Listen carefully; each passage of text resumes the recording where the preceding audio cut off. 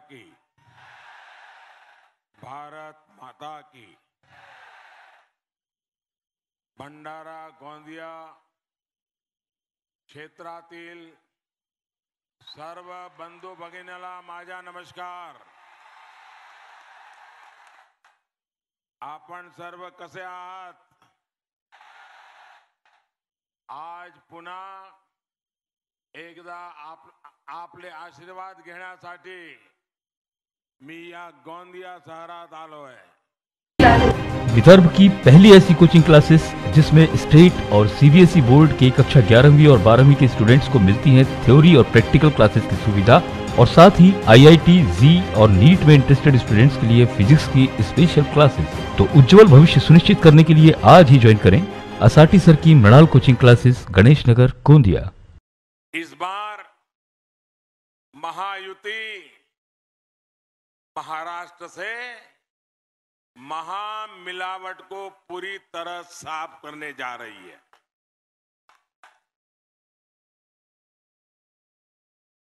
आपने जो लहर पैदा की है,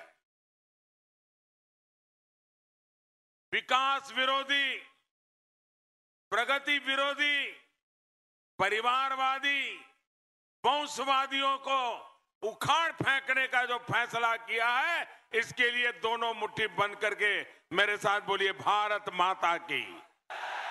भारत माता की। मां मांडो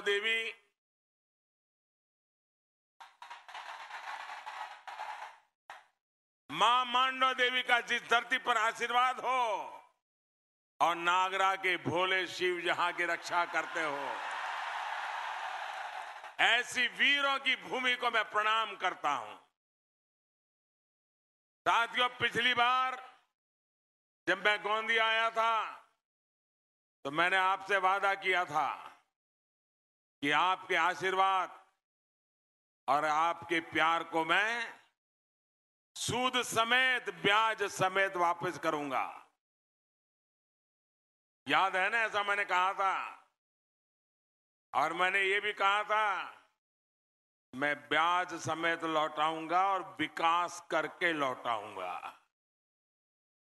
आज मैं आपके बीच आया हूं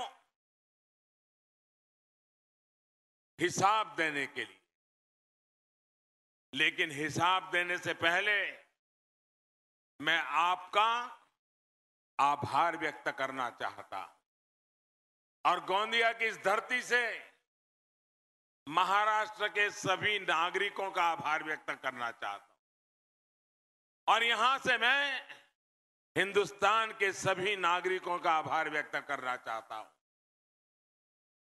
आप सभी भंडारा, गोंदिया और महाराष्ट्र की जनता के साथ और सहयोग से 5 वर्ष तक बिना रुके, बिना थके मैं निरंतर काम कर पाया।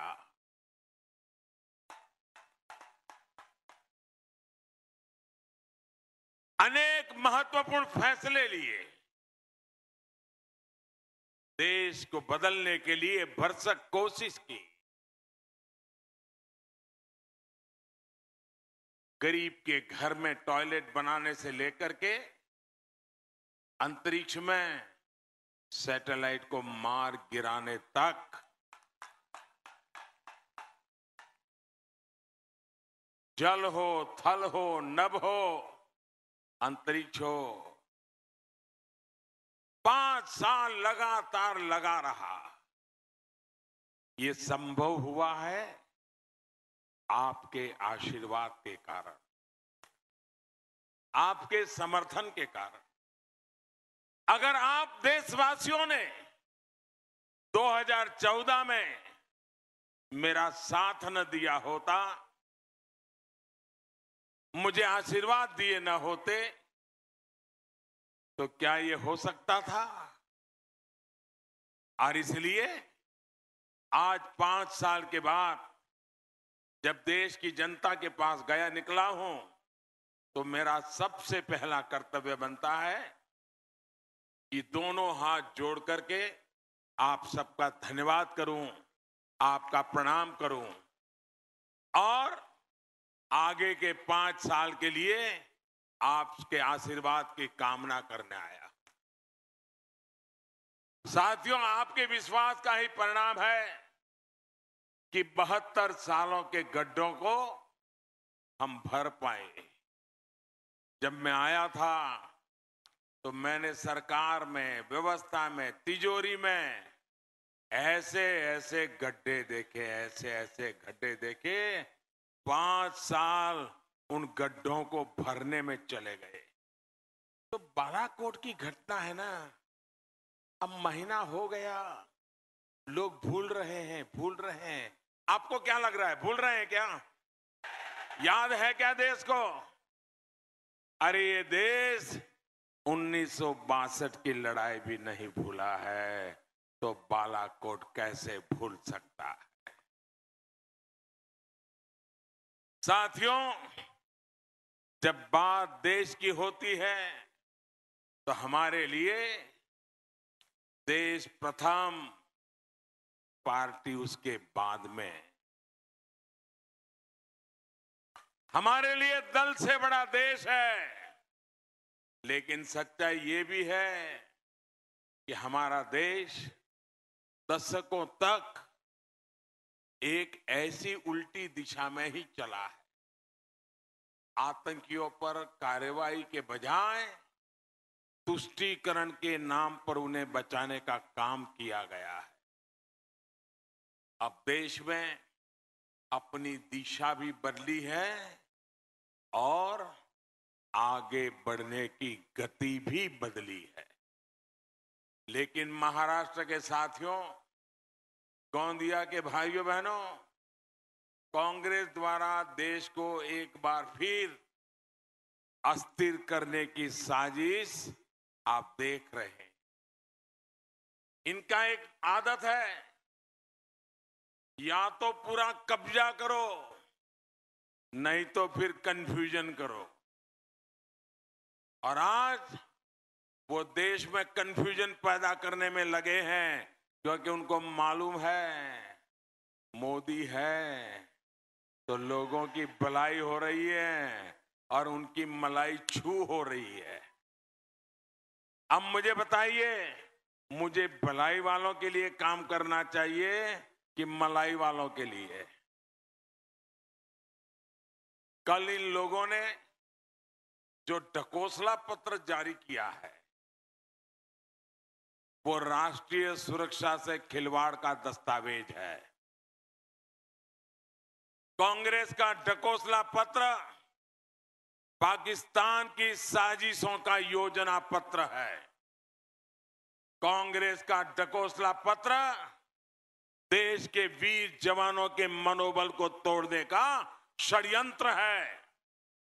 कांग्रेस का ढकोसला पत्र भारत तेरे टुकड़े होंगे का नारा लगाने वालों का साजिश पत्र है।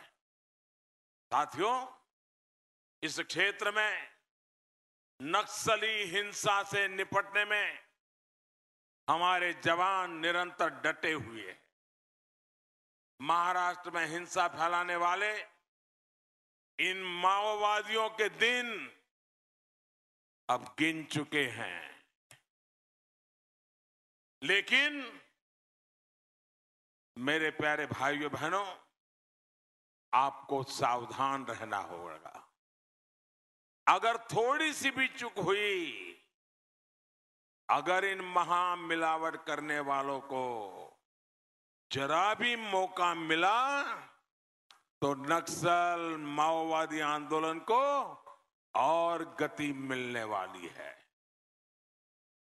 साथियों, जब हमारी सरकार हिंसा के लिए उकसाने वाले अर्बन नक्सलियों को सजा दिलाने का प्रयास कर रही है, तब कांग्रेस और एनसीपी के नेता कैसे उनके साथ खड़े हो जाते हैं, ये आपने भली भांति देखा है। अब तो कांग्रेस ने खुलकर घोषणा की है कि अगर कोई अर्बन नक्सली देश विरोधी काम करता पकड़ा जाए तो उस पर देशद्रोह का केस नहीं चलेगा। मेरे प्यारे भाइयों बहनों, आपको ये बात मंजूर है? ये कांग्रेस सही कर रही है, ये एनसीपी सही कर रही है। मुझे बताइए, देश का हाल क्या होगा? क्या आपके रहते हुए देश का ऐसा हाल होने देंगे? ये देशद्रोहियों को मुक्ति दिलाने वालों को आप मौका देंगे क्या? क्योंकि कांग्रेस ने देशद्रोह से जुड़े कानून को ही हटाने का फैसला किया है। क्या देशद्रोह का कानून हटना चाहिए? ऐसे नहीं। क्या देशद्रोह का कानून हटना चाहिए? मेरी माताएं बहनें बहुत बड़ी संख्या में यहां बैठी है, बताइए, देशद्रोह का कानून हटना चाहिए? भारत को तोड़ने की कोशिश करने वालों को खुला लाइसेंस मिलना चाहिए क्या? हजारों जवानों के बलिदान का अपमान करने वाली कांग्रेस और उसके साथी एनसीपी को सजा मिलनी चाहिए कि नहीं मिलनी चाहिए? मैं तो देश के रक्षा मंत्री रहे श्रीमान शरद पवार जी से पूछना चाहता हूं, क्या वो कांग्रेस के ढकोसला पत्र से सहमत है क्या? अरे आप तो रक्षा मंत्री रहे हैं। अरे आपका जन्म छत्रपति शिवाजी महाराज की धरती पे हुआ है। क्या मुंह पे ताले लगा के बैठ गए हो? इतनी क्या कारण है? कांग्रेस के इन पापों को ढो रहे हो, मुझे समझ नहीं आ रहा है। क्या वो देश की सेना को, देश के सुरक्षा बलों को कमजोर करने के कांग्रेस के फैसले से सहमत है? और शरद राव ने जवाब देना पड़ेगा। साथियों, अपने राजनीतिक अस्तित्व को खोने की बौखलाहट में ये महामिलावटी लोग आए दिन सुबह शाम ये चौकीदार को गाली देने में जुटे हैं। उनको मेरे काम से ज्यादा मेरे नाम से समस्या है। पहले चाय वाले इतिहास से उनको दिक्कत थी और अब चौकीदार से हो गई है। मैंने क्या किया, इससे ज्यादा उनको इस बात की चिंता है कि मैं कहां पैदा हुआ। कांग्रेस एनसीपी की जब सरकार थी तो 5 वर्षों में महाराष्ट्र में इन्होंने जितनी दाल खरीदी उससे 15 गुना ज्यादा दाल ये चौकीदार की सरकार ने खरीदी है। और अभी हमारे देवेंद्र जी आंकड़े दे रहे थे कि उनके समय कितने कोटी का काम हुआ और इनके समय कितना कोटी का काम हुआ। हिसाब साफ साफ है भाई।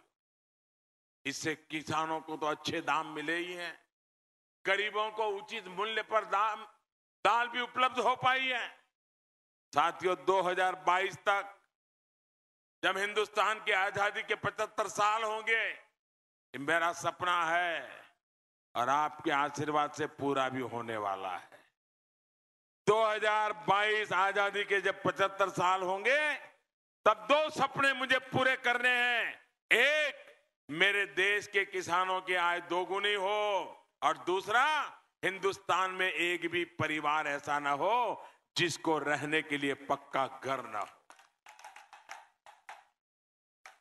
आपका वोट हर गरीब को घर देने वाला है और जब जिसको घर मिलेंगे उसके आशीर्वाद आपको मिलने वाले हैं।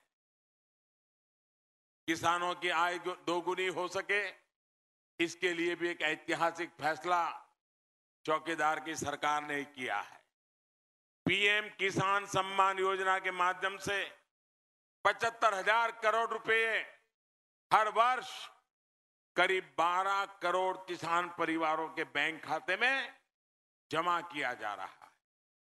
इसमें गोंदिया सहित पूरे महाराष्ट्र के 1.25 करोड़ किसान परिवार है। इनमें से 16 लाख से अधिक किसानों के बैंक खाते में पहली किस्त आ भी चुकी है और बाकियों के खाते में भी जल्द ही पैसे पहुंच जाएंगे। भाई और बहनों, हमारी सरकार की नीति और नीयत दोनों आपके सामने खुली किताब की तरह है। सबका साथ, सबका विकास हमारा प्रण है और सबको सम्मान, ये हमारे महत्वपूर्ण काम किए। अनेक क्षेत्रों में काम तेज गति से आगे बढ़ रहे हैं और बहुत सारे काम निकट भविष्य में पूर्णता पर है। आपका ये चौकीदार पूरी ईमानदारी से अपना कर्तव्य निभा रहा है। आज हम जो भी काम कर रहे हैं वो जब पूरा होने की तरफ बढ़ेंगे तो देश समर्थ होगा, देश सक्षम होगा, देश सुरक्षित होगा।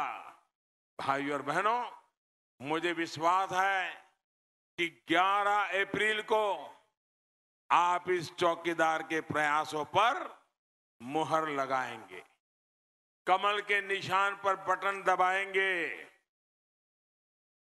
और भाइयों बहनों, आपका हर कमल, आपका हर वोट सीधा सीधा मोदी को मिलने वाला है।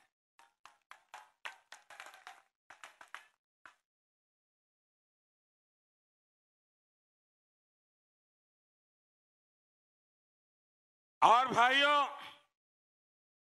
ये एनसीपी के नेता बड़े बड़े खैरखां, जरा उनको ये भी कभी पूछ लेना। मैं आज बड़ी सारी चीजें बताना नहीं चाहता हूं, लेकिन उनको पूछ लीजिए कि आजकल उनको नींद क्यों नहीं आती। पूछोगे कि आपको नींद क्यों नहीं आती है? नींद का कारण है उनकी नींद आजकल दिल्ली की तिहाड़ जेल में जमा पड़ी है। उनको डर सता रहा है, जो अंदर गया है वो कुछ बोल देगा तो होगा क्या। बड़े परेशान है और वो दिन दूर नहीं है जब सारी चीजें खुल करके बाहर आएगी। भाइयों, प्यारे भाइयों बहनों, आप इतनी बड़ी तादाद में हम सबको आशीर्वाद देने के लिए आए, मैं आपका बहुत बहुत आभार व्यक्त करता हूं। और मेरे साथ आप जरूर बोलिए, मैं कहूंगा मैं भी, आप कहेंगे चौकीदार। कहेंगे, पूरी ताकत से कहेंगे, हाथ ऊपर उठा करके करेंगे, आवाज जहां तक पहुंचनी चाहिए वहां तक पहुंचाएंगे। मैं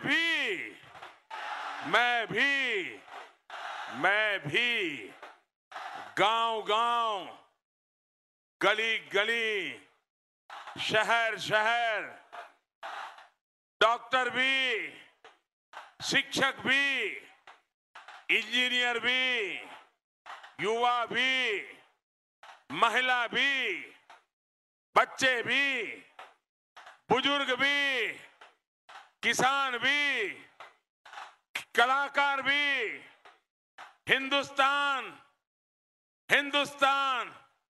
सीमा पार, सीमा की रक्षा करने वाले भाइयों बहनों, इन सभी चौकीदारों का गौरव करते हुए मेरे साथ बोलिए, भारत माता की, भारत माता की। बहुत बहुत धन्यवाद।